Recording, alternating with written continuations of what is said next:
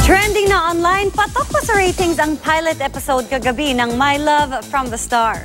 Si Jenilyn Mercado, abot-abot ang saya sa suporta ng viewers. Makichika kay Nelson Canlas.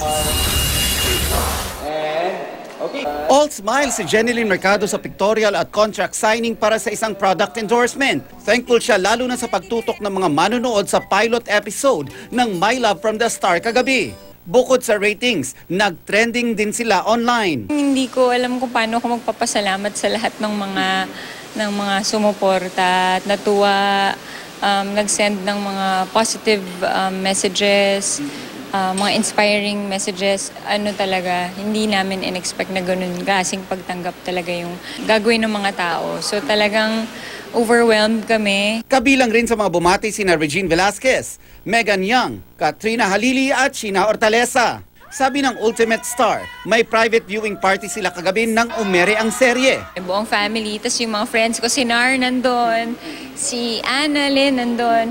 Tapos lahat kami talagang sobrang excited.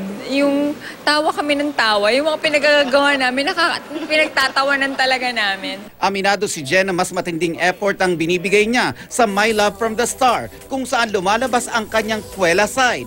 Contrast naman ito sa mysterious appeal ni Mateo. Sa unang episode pa lang, nagpakilig na ang alien heartthrob na ginanggap pa na ng modelong si Gil Cuerva. Sa unang pagkikita ng ating mga bida, madadama na ang chemistry nila. Go!